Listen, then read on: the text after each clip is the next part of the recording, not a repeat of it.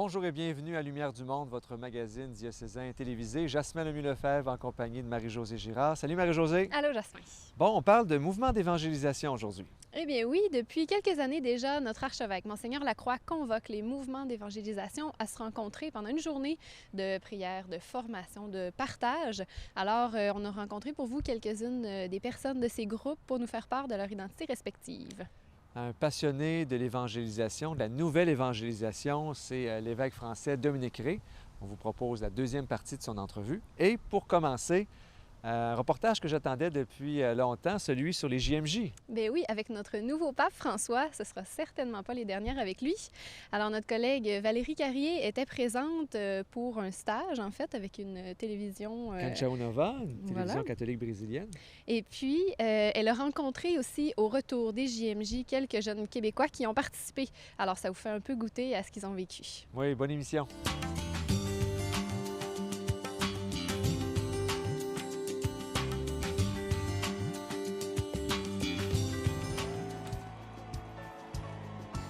JMJ, c'est un voyage où tous les jeunes chrétiens du monde entier se rassemblent dans un pays pour aller voir le pape. C'est une occasion spéciale où les jeunes croyants, on se rassemble, où on peut partager et où on peut surtout se rendre compte qu'on n'est pas seul et que c'est ça, qu'on est beaucoup dans le monde.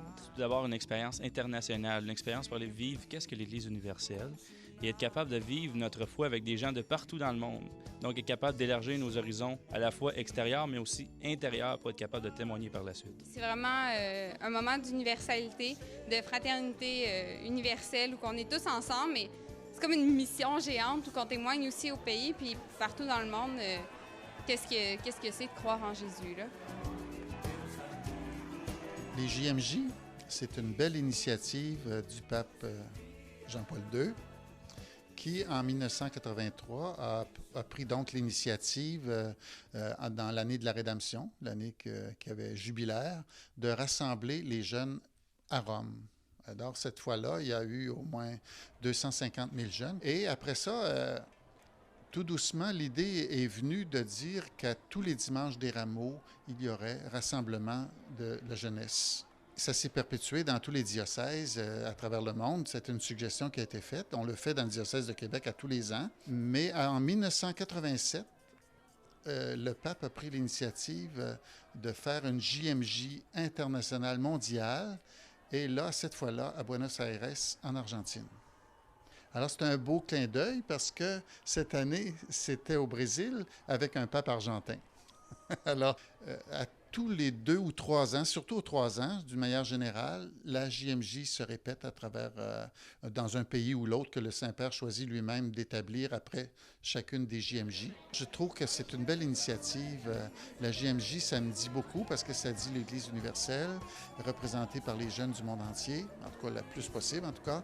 Et ça fait quelque chose une belle vie de l'Église qui est expressive de ce que les jeunes cherchent aujourd'hui.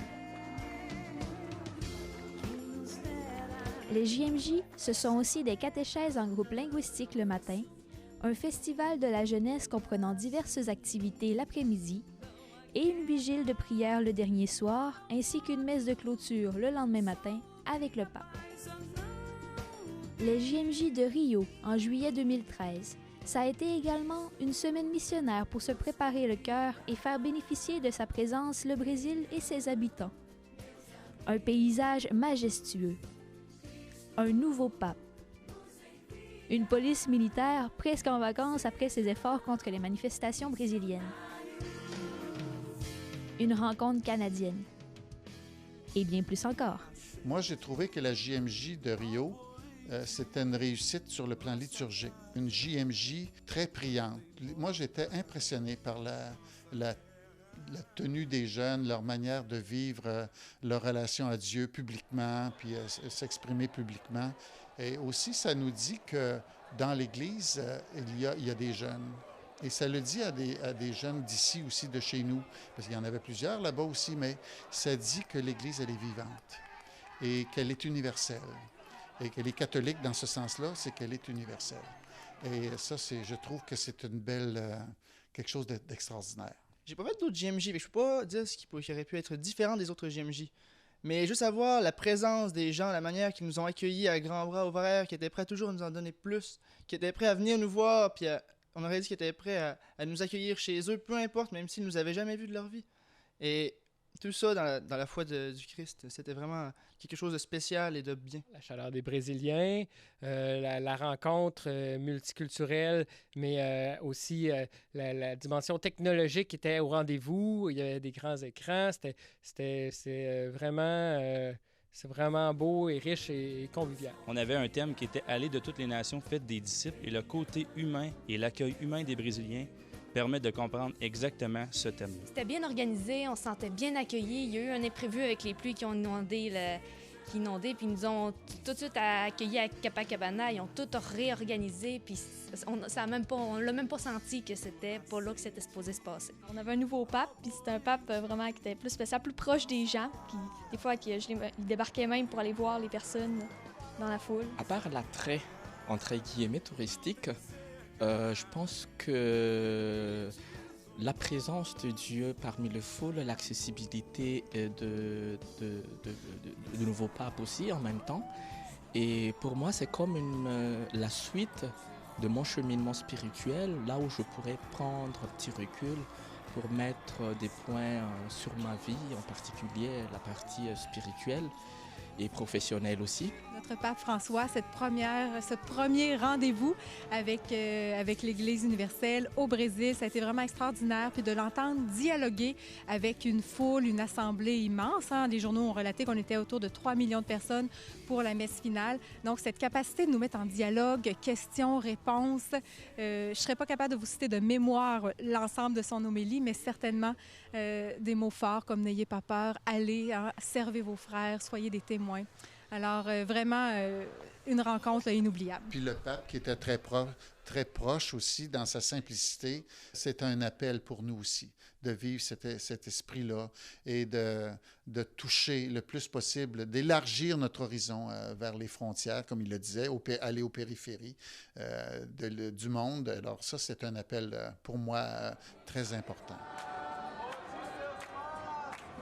Le thème lui-même, « Aller de toutes les nations, faites des disciples », c'était très, très exploité. Et le Saint-Père lui-même l'a exploité beaucoup dans sa prédication, dans sa manière de vivre aussi les JMJ. Et le chant-thème exprimait ça aussi très bien.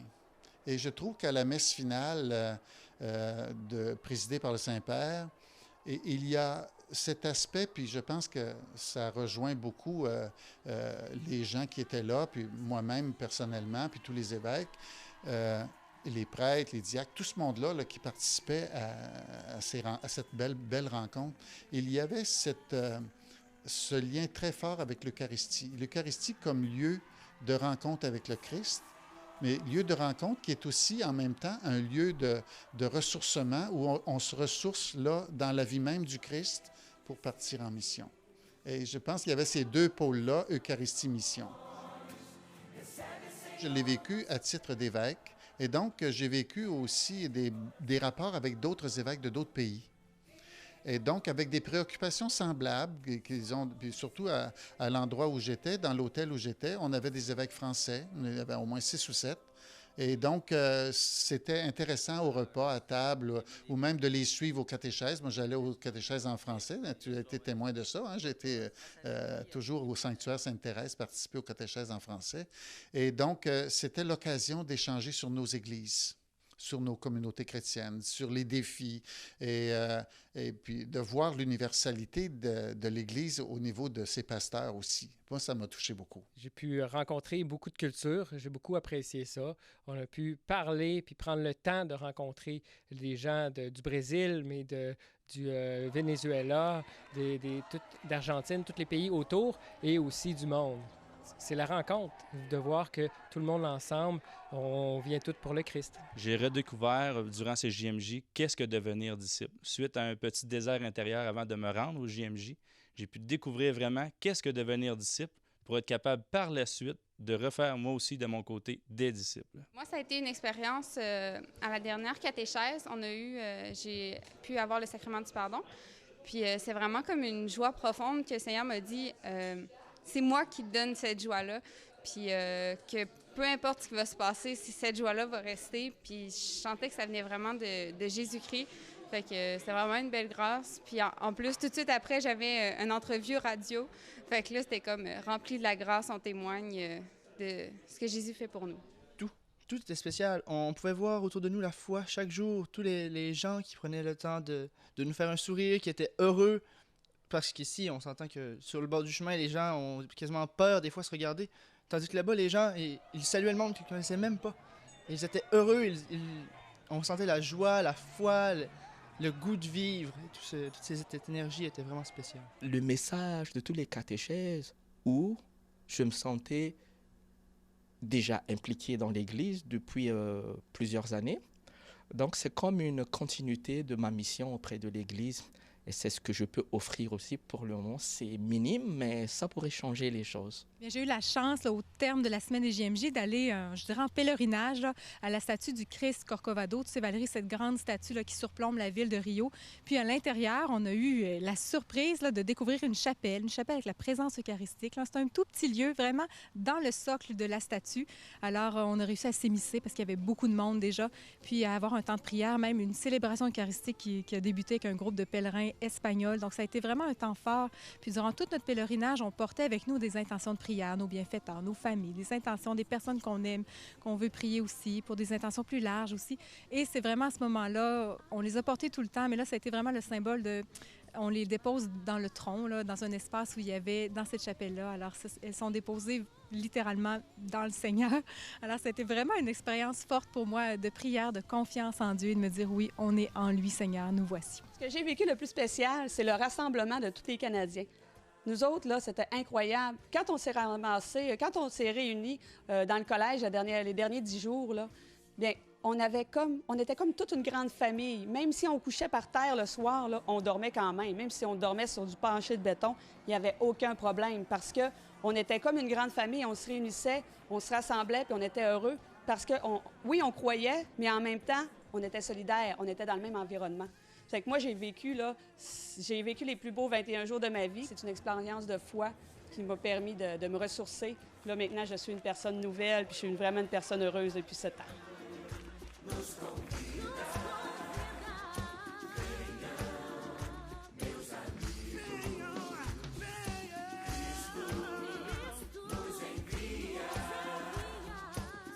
prossima giornata mondiale da gioventù no anno 2016 in Cracovia.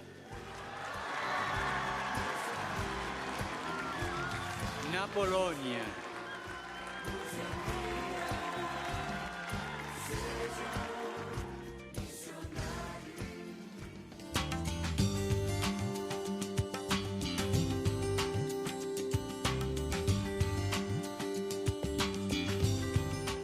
Bonjour, deuxième partie de notre entrevue avec Monseigneur Dominique Rey, évêque de Fréjus-Toulon, qui a commencé à nous entretenir de la nouvelle évangélisation en nous en offrant déjà quelques pistes. Monseigneur Rey, dans votre diocèse, où vous êtes évêque depuis 13 ans, comment comment se déroulent les efforts de nouvelle évangélisation?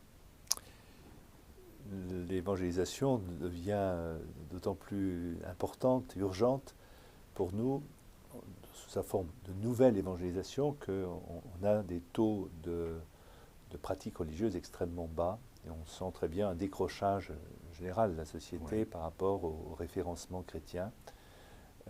2% de pratiques à peu près. Et beaucoup de jeunes de nouvelle génération n'ont plus de contact avec l'Église et je dirais, le christianisme n'imbibe plus la culture comme autrefois on pouvait le découvrir. En rentrant dans le diocèse, j'ai découvert peut-être plus qu'ailleurs, plus que la région où j'étais né, près de Lyon, il y avait quand même un peu plus de pourcentage de chrétiens. Là, j'ai découvert une situation qui est très, très pauvre. Mais comment convertir en appel et en possibilité, en potentialité, cette situation de pauvreté? Alors, je crois qu'il y a plusieurs leçons que j'ai pu tirer de cette expérience que j'ai vécue dans le diocèse. La première, c'est d'abord en s'adossant sur la présence de nombreuses communautés religieuses et en particulier contemplatives. J'ai la chance d'avoir une douzaine de communautés contemplatives, cisterciens, bénédictines, les sœurs de Bethléem, les chartreux, dominicaines contemplatives. Et c'est issu de prières et je dirais le fond de toute l'action que l'on peut essayer de développer. Hein.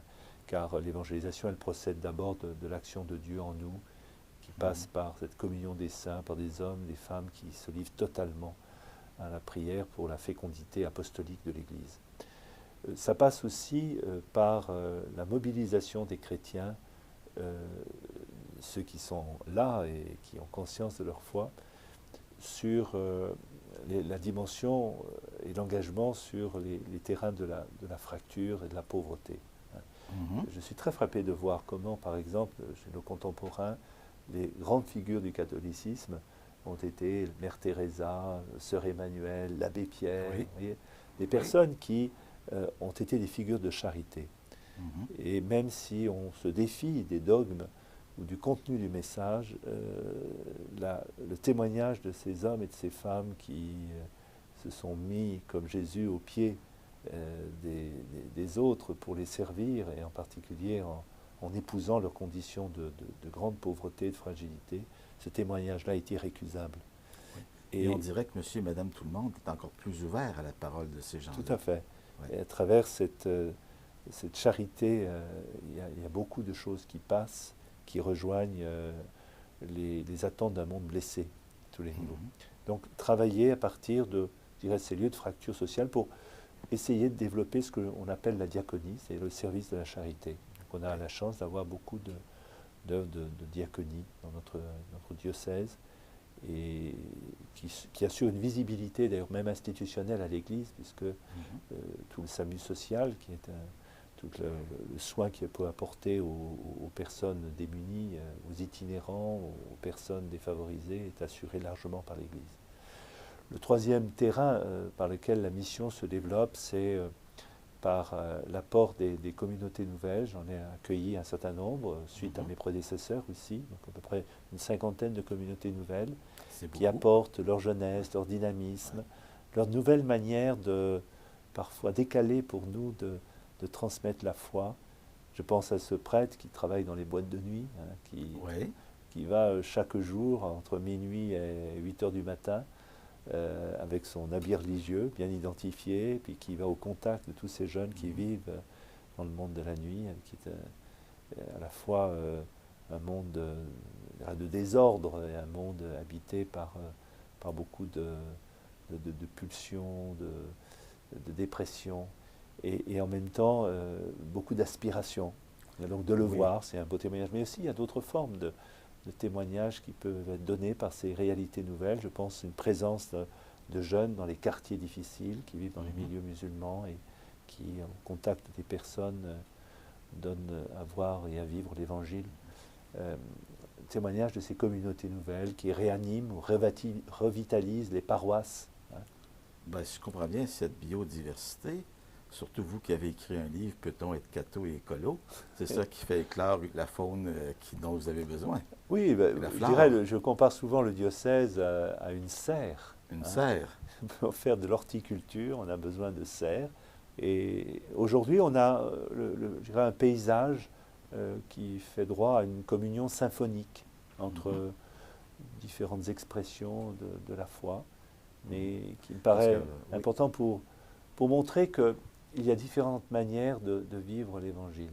On ne peut pas avoir un modèle monolithique, parfois soviétique, mais on doit être ouvert à cette singularité de chacun. Eh bien, c'est très intéressant. Je crois que ça me fait déjà, désolé à cette deuxième partie, mais qui ne fait que nous introduire aux suivantes. Merci.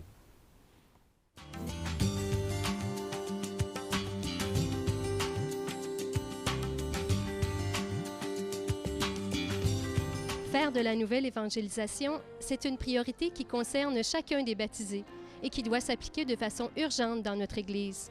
Mais comment y parvenir? Quels moyens se donner pour s'ajuster aux défis actuels de notre société?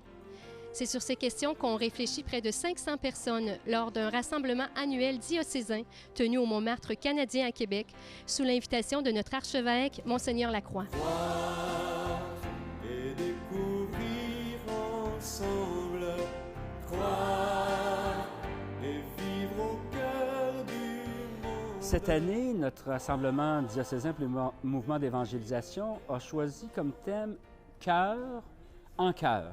C'est parti du comité préparatoire pour faire des pas, pour ne pas tourner en rond d'une année à l'autre. Alors, on s'est dit, on a déjà écouté les mouvements qui se sont présentés, on se connaît, il faudrait faire des pas de plus. Donc, des cœurs, C-O-A-U-R-S, on est tous des cœurs où l'amour veut émerger, où la bonne nouvelle veut émerger, mais souvent, on travaille seul ou dans nos petits coins, dans notre mouvement qu'on aime bien.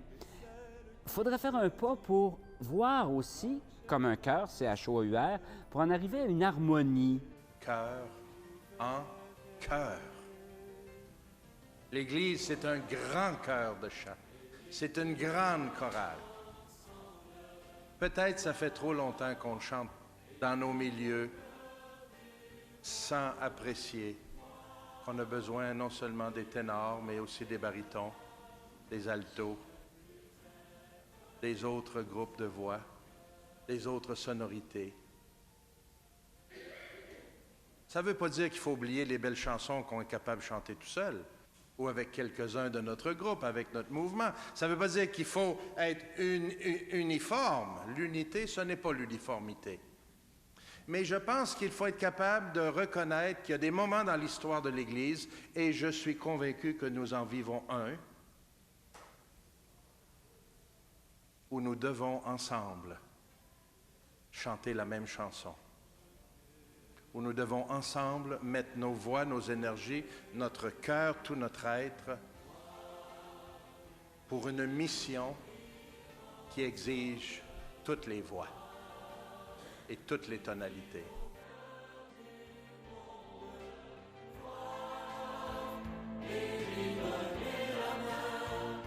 La nouvelle évangélisation, pour moi, c'est quelque chose d'assez précis. C'est un terme qu'on nous a donné, que Jean-Paul II nous a donné. Et puis, ça s'adresse au peuple d'ancienne chrétienté, où le christianisme dominait, où il y avait une culture chrétienne qui s'est déchristianisée depuis, qui a perdu la foi. Alors, c'est une place pour aller évangéliser les gens qui sont là. Alors, au Québec, au Canada, c'est vraiment une terre pour la nouvelle évangélisation. Comment faire du neuf? C'est-à-dire, l'Évangile est toujours nouveau. Mais Jean-Paul II disait nouvelle évangélisation par son ardeur, par ses moyens, par son langage. Nouvelle parce que quelqu'un qui rencontre vraiment Jésus-Christ, ça doit paraître dans sa vie. Peut-être qu'autrefois, c'était un engagement quasiment social. Aujourd'hui, non. Croire en Jésus-Christ, ça doit paraître. Avoir l'audace d'annoncer Jésus-Christ par notre vie, par nos valeurs, par notre engagement, à travers des moyens nouveaux, que ce soit la communication, l'Internet, etc., et un langage nouveau aussi. Bien, nous, on travaille avec une équipe de jeunes étudiants universitaires et puis c'est vraiment à travers eux, en les formant, afin qu'eux puissent partager l'Évangile avec leurs amis. Alors, ils vont inviter leurs amis et puis la plupart de notre évangélisation se passe en petits groupes, en petites cellules, ce qui est semblable à plusieurs mouvements de la nouvelle évangélisation. L'Église catholique, c'est au sujet d'une rencontre personnelle avec un Dieu qui nous aime, qui s'est révélé à travers la personne de Jésus. Puis une fois que le jeune rencontre la personne de Jésus, sa vie est transformée. Et là, et ce Jésus est présent dans l'Eucharistie. Et là, le jeune va courir à l'Église, puis va aller recevoir les sacrements, le sacrement de la messe, l'Eucharistie, puis aussi le sacrement du pardon.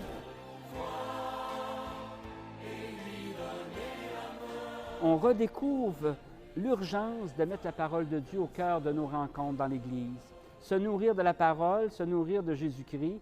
Et c'est déjà un chemin de renouveau. On peut dire aujourd'hui une quarantaine de mouvements. Et tous ces mouvements-là qui sont ici ont leur raison d'être. Autant, voyez-vous, des nouveaux mouvements comme le NET, par exemple, Nouvelle évangélisation sur le terrain, qui s'adresse à des adolescents des adolescents qui vont aller évangéliser. C'est des jeunes, ça. Bon, qui vont aller évangéliser dans les écoles, dans les terrains de jeu, tout ça. Je pense à la vie montante. Si on va à un extrême, des personnes aînées. On a même un mouvement dans le diocèse, le comité de la nouvelle évangélisation pour les aînés, qui veut développer dans les résidences quelque chose de nouveau. Parce que souvent, ils n'ont plus d'aumônier, ils n'ont pas de pastoral. Alors, comment faire surgir du neuf? Ce comité-là existe. Et même si nous mettons toutes nos ressources ensemble, même si nous travaillons du mieux que nous le pouvons dans la communion, dans l'unité, l'harmonie, sur tout le territoire du diocèse, ce sera insuffisant. Ça demeure une tâche, une mission impossible. Nous n'y arriverons pas sans la force de l'Esprit Saint.